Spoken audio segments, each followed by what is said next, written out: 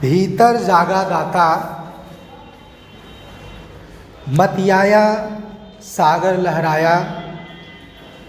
तरंग की पंख युक्त वीणा पर पवन ने भर उमंग से गाया। फेन झालरदार मखमली चादर पर मचलती किरण अप्सराएं भारहीन पैरों से थिरकी। जल पर आलते सी झाग छोड़ पल पल बदलती। दूर धुंधला किनारा झूम झूम आया, डगमगाया किया। मेरे भीतर जागा दाता, बोला लो यह सागर मैंने तुम्हें दिया। हरियाली बिछ गई तराई पर, घाटी की पगडंडी लजाई और ओट हुई, पर चंचला रह न सकी। फिर उझकी और झांक गई। छरहरे पेड़ की नई रंगीली फुनगी आकाश के भाल पर जय तिलक आंक गई। गेहूं की हरी बालियों में से कभी राई की उजली, कभी सरसों की पीली फूल ज्योत्सना दिप गई। कभी लाली पोस्ते की सहसा चौंका गई, कभी लघु नीलिमा तीसी की चमकी और छिप गई। मेरे भीतर फिर जागा दाता, और मैंने फिर नीरव संकल्प किया। लो यह हरी भरी धरती, यह सवत्सा कामधेनु मैंने तुम्हें दी। आकाश भी तुम्हें दिया, यह बौर, यह अंकुर, ये रंग, ये फूल, ये कोपलें, ये दुधिया कनी से भरी बालियाँ, ये मैंने तुम्हें दी।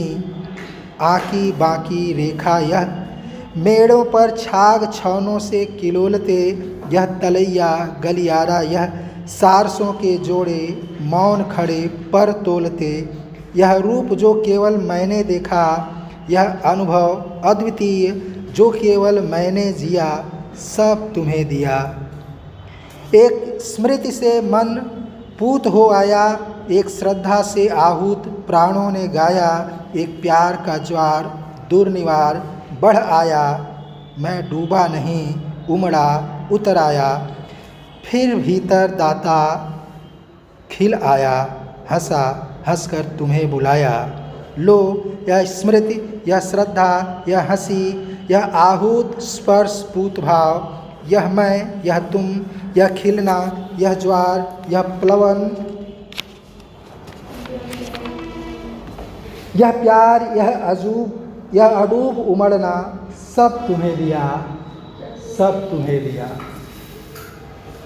आगे की कविताओं में एक गहरी आध्यात्मिकता देखने को मिलती है। स्वामी विवेकानंद ने आध्यात्मिकता को भारत का, भारतीय जीवन का रक्त माना है।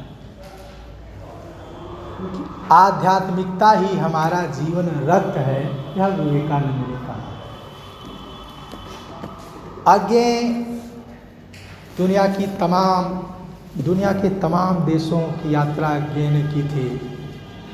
ढेर सारी विचारधाराओं से वो प्रभावित हुए थे, लेकिन उनकी जो पूरी रचना प्रक्रिया है, उनका जो पूरा रचना संसार है, उसमें भारतीय जीवन मूल्य सुरक्षित है। आगे यह मानते हैं कि काव्य रचनाकार व्यक्तित्व का संपूर्ण विलयन है। इसीलिए बार बार वो अपने को पूरी सृष्टि के प्रति समर्पित करने की बात करते हैं। उनकी कविताओं में बार बार कृतज्ञता व्यक्त हुई है सृष्टि के प्रति, प्रकृति के प्रति। पहले एक कविता तुमने पढ़ी होगी, उधार शीर्षक कविता है आज्ञे की। सवेरे उठा तो धूप खिलकर छा गई थी, और एक चिड़िया अभी अभी गा गई थी। मैंने धूप से कहा थोड़ी गरमाई दोगी उधार। चिड़िया से कहा थोड़ी मिठास उधार दोगी।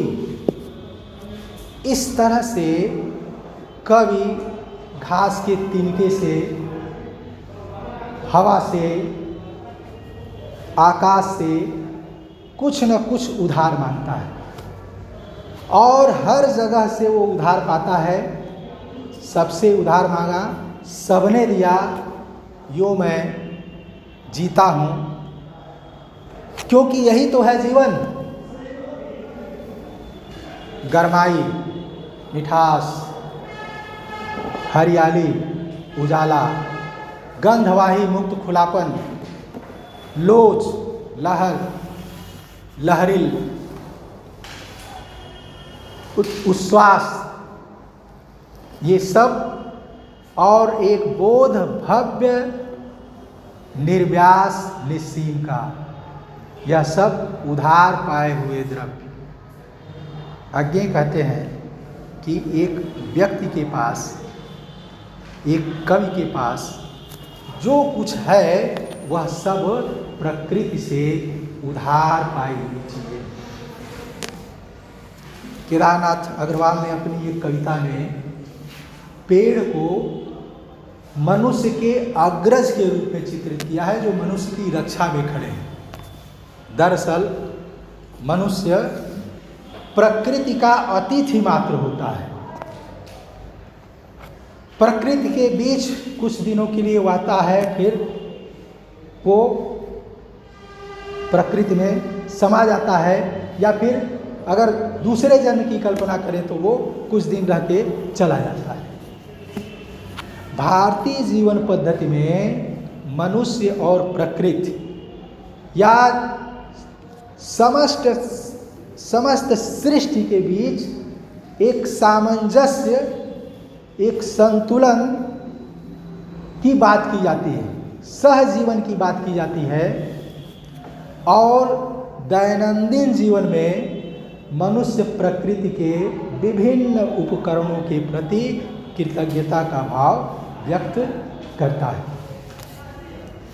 बहुत पहले गोरखपुर में एक कवि थे, कुशीनगर के थे, देवेंद्र कुमार नाम था उनका, लोग उनको बंगाली के नाम से जानते थे। बहस जरूरी है उनका बहुत चर्चित कविता संग्रह था।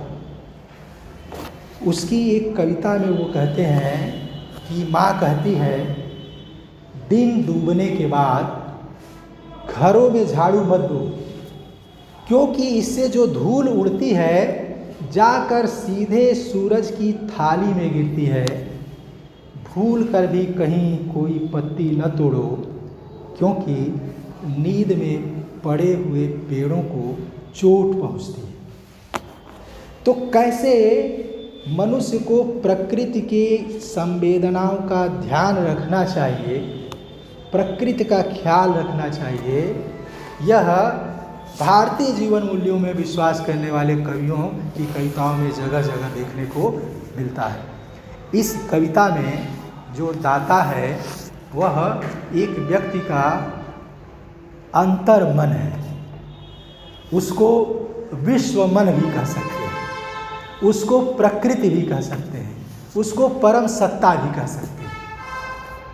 उसका बोध कभी कभी व्यक्ति को होता है। आगे कहते हैं, भीतर जागा दाता, भीतर वो दाता जगा, मतियाया सागर लहराया, तरंग की पंख युक्त वीणा पर पवन ने भर उमंग से गाया। फेन झालरदार मखमली चादर पर मचलती किरण अप्सराएं, भारहीन पैरों से थिरकी, जल पर आलते की छाप छोड़ पल पल बदलती। दूर धुंधला किनारा झूम झूम आया, डगमगाया किया, मेरे भीतर जागा दाता, बोला लो यह सागर मैंने तुम्हें दिया। दाता ने कहा कि यह सागर मैंने तुम्हें दिया। कौन सा सागर? केवल वो सागर मात्र नहीं, आगे की कविताओं में सागर, मछली, नदी, द्वीप, ये सारे प्रतीक बार बार आते हैं, क्योंकि सागर एक साथ विराटता और गहराई का प्रतीक होता है। तो वो सागर अपने पूरे सौंदर्य के साथ कवि को दिया जाता है। मतियाया सागर लहराया, मतियाया मस्त हुआ, सागर लहराया, पूरी मस्ती में लहराता हुआ सागर। तरंग की पंख युक्त वीणा पर पवन ने भर उमंग से गाया। तरंग की पंख युक्त वीणा पर, सागर में लहरें हैं, लहरों को कहा जा रहा है पंख युक्त, वो लहरें पंख युक्त हैं, माने ऊंचे उठती हुई लहरें हैं। तरंग की पंख युक्त वीणा पर, मानो जो लहरें हैं वो वीणा की तरह से हैं, और उस वीणा पर पवन ने भर उमंग से गाया। हवा की सरसराहट और उन लहरों का सौंदर्य, हवा से उन लहरों का में जो एक स्वर पैदा हो सकता है, कवि उसके लिए कह रहा है कि मानो पवन उमंग के साथ उन लहरों की वीणा को बजा रहा है। फेन झालरदार मखमली चादर पर मचलती, किरण अप्सराएं भारहीन पैरों से थिरकी। फेन झालरदार मखमली चादर पर, अब लहरें उठ रही हैं, गिर रही हैं, तो झाग पैदा हो रहा है। कवि कह रहा है कि वो झाग क्या है, वो एक मखमली चादर है, और उस मखमली चादर पर किरण अप्सराएं भारहीन पैरों से थिरकी। किरण रूपी अप्सराएं, सूर्य की किरणें पड़ रही हैं, तो किरण रूपी अप्सराएं भारहीन पैरों से थिरकी। किरणें उस पर नाच रही हैं लहरों पर, तो मानो किरणें नृत्य कर रही हैं। जल पर आलते की छाप छोड़ पल पल बदलती, जल पर आलते की छाप छोड़ती। अब सूर्य की जो किरणें हैं उनमें लालिमा है, उस लालिमा के लिए कवि कह रहा है कि मानो उन अप्सरियों के लाल तलवे हैं। शमशेर बहादुर सिंह मकई से कैसे लाल तलवे की कल्पना करते हैं। तो किरण अप्सराएं भारहीन पैरों से थिरकी, जल पर आलते की छाया छोड़ पल पल बदलती। और वो दृश्य मैंने लहरों का उठना गिरना, उसी और उस पर सूर्य की किरणों का पड़ना, तो बार बार वह सौंदर्य, वह दृश्य बदल रहा है, तो बार बार उसका वो रूप बदल रहा है। और सौंदर्य के लिए ये कहा जाता है कि जो बराबर नया होता जाए वही सौंदर्य होता है। दूर धुंधला किनारा झूम झूम आया डगमगाया किया। अब दूर से जो किनारा दिखाई पड़ेगा वो धुंधला नज़र आता है, और चूँकि सागर में लहरें उठ रही हैं तो पानी कभी उधर किनारे की ओर बढ़ता है, कभी वापस आता है, बढ़ता है, वापस आता है। तो दूर धुंधला किनारा झूम झूम आया, मानो किनारा झूम रहा है, इस पूरे दृश्य को देखकर आनंद से झूम रहा है।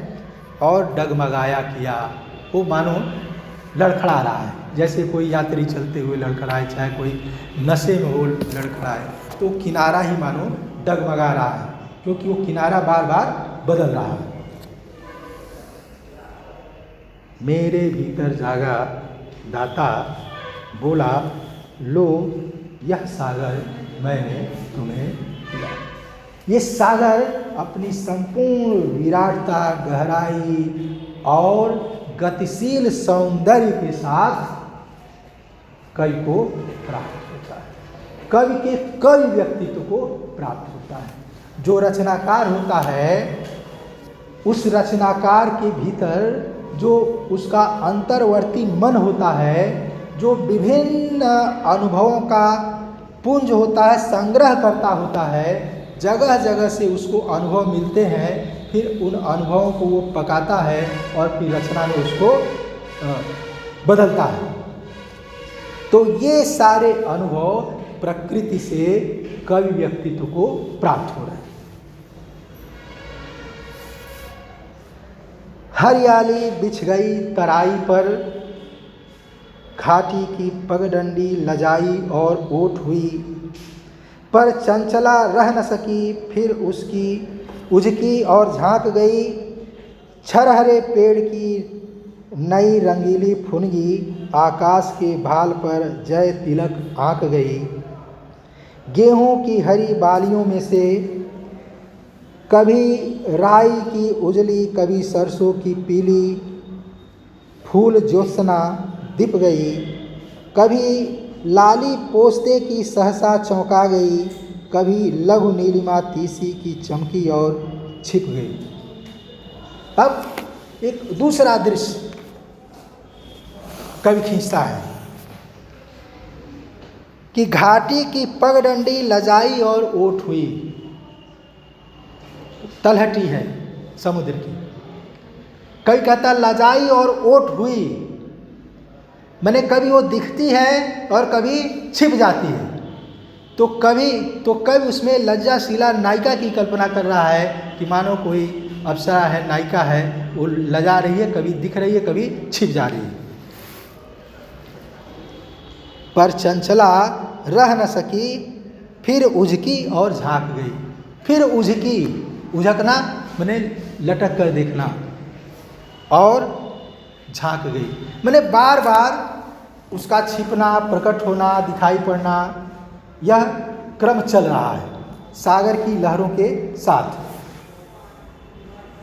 छरहरे पेड़ की नई रंगीली फुनगी, आकाश के भाल पर जय तिलक आंक गई। सूर्य जब उगता है तब भी और जब डूबता है तब भी उसकी लालिमा पेड़ों की फुनगियों पर नजर आती है। अयोध्या सिंह उपाध्याय की कविता याद करो। दिवस का अवसान समीप था, गगन था कुछ लोहित हो चला, तरु शिखा पर थी अब राजती, कमलिनी कुल वल्लभ की प्रभा। तरु शिखा पर थी अब राजती। तरु शिखा वही वृक्षों की छोटी फुनगी पर अब राजती, कमलिनी कुल वल्लभ की प्रभा। कमलिनियों के कुल के वल्लभ अर्थात सूर्य की प्रभा, चमक, किरणें उस पर सुशोभित हो रही थी। कवि यही कह रहा है कि छरहरे पेड़ की नई रंगीली फुनगी, आकाश के भाल पर जय तिलक आंक गई। उस लालिमा के लिए है कि आकाश को छूती हुई जो फुनगी है, ऐसा लगता है कि उस पर वो विजय तिलक लगा रही है।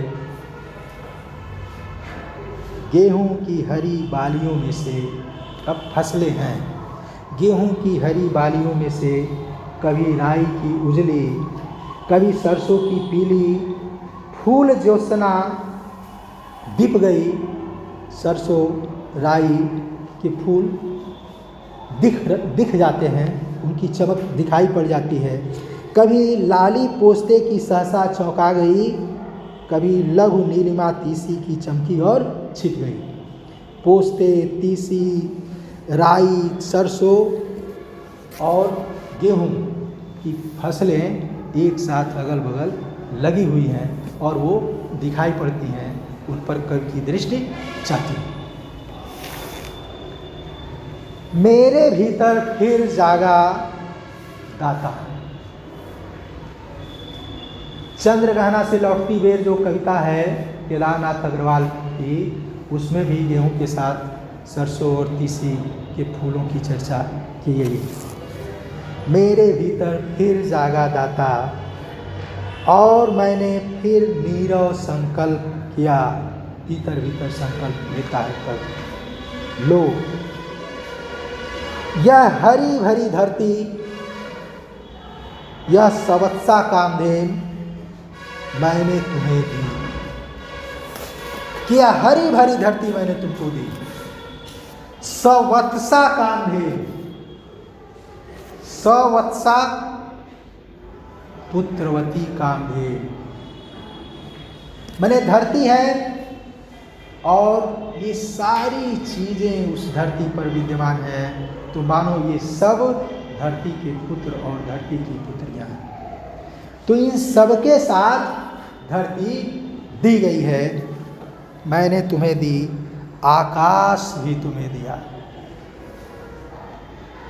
यह बौर, यह अंकुर, ये रंग, ये फूल, ये कोपले, ये दुधिया कली से भरी बालियां मैंने तुम्हें दी। बौर, अंकुर, फूल, कोपलें, बालियां, ये सब कवि को प्राप्त हुई। एक व्यक्ति मन को प्राप्त हुई। आकी बाकी रेखा यह, मेड़ों पर छाग छौने ये किलोलते। आकी बाकी टेढ़ी मेढ़ी रेखा, जो पगडंडियां हैं, रास्ते हैं किनारे, और खेत के मेड़ों पर जो पशुओं के बच्चे खेल रहे हैं,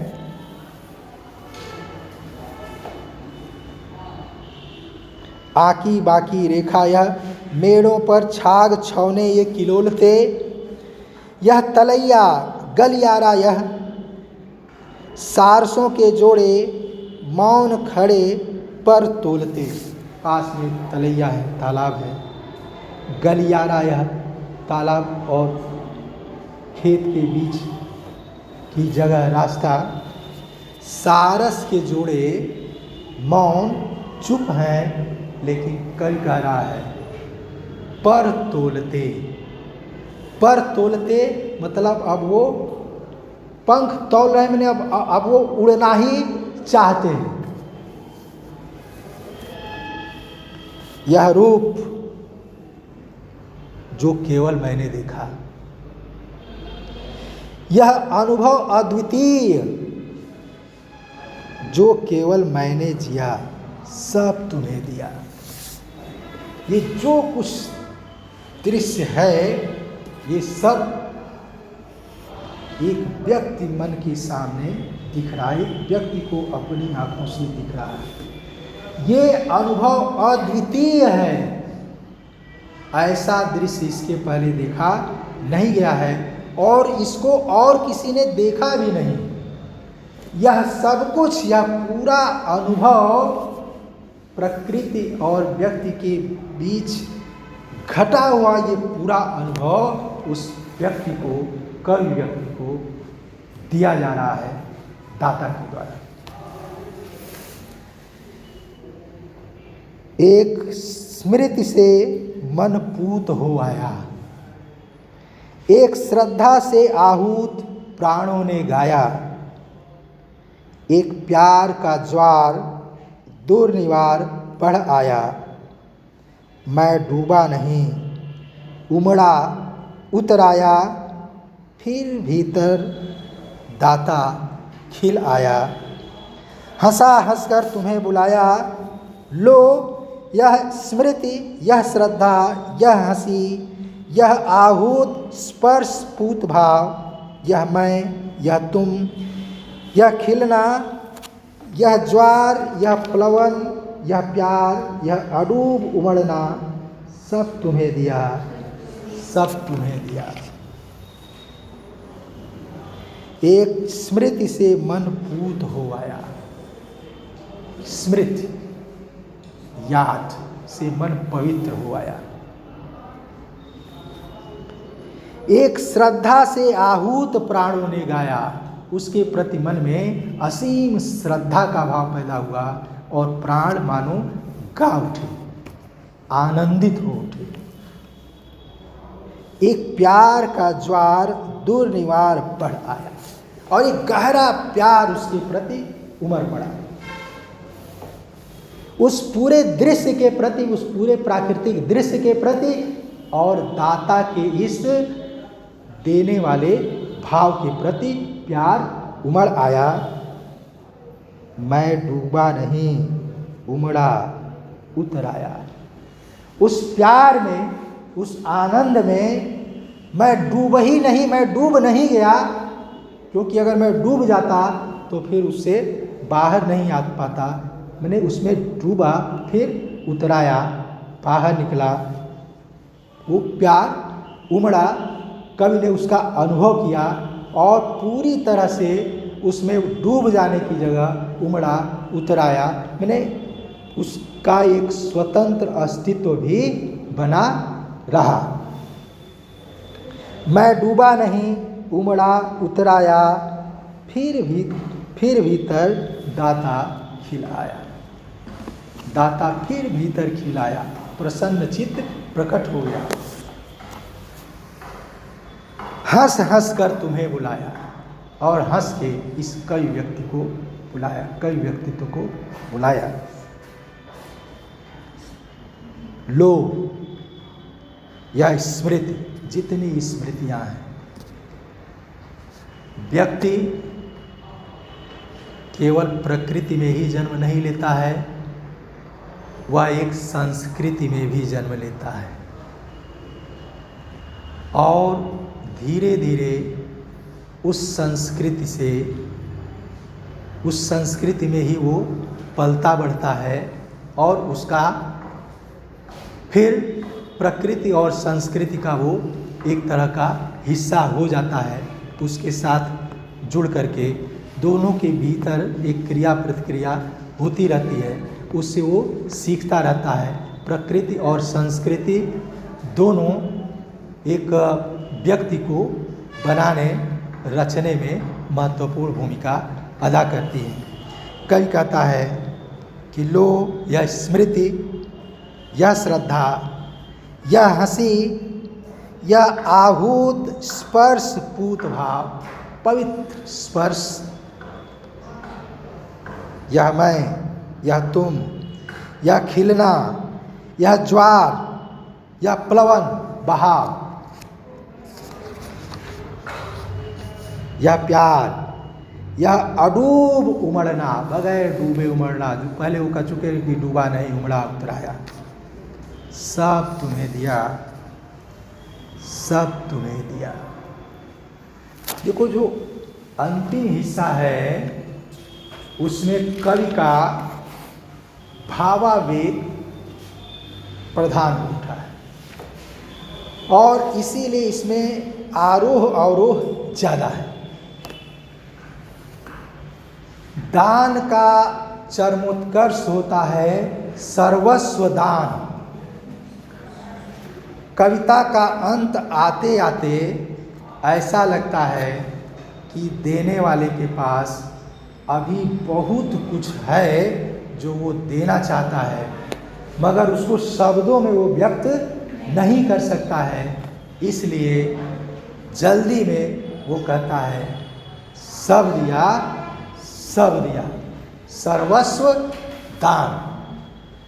तो यह कविता प्रकृति के देव और उस प्रकृति के प्रति गहरी कृतज्ञता का बोध जगाने वाली कविता है। भीतर जागा दाता। अगर कुछ समझ में ना आया हो तो पूछो।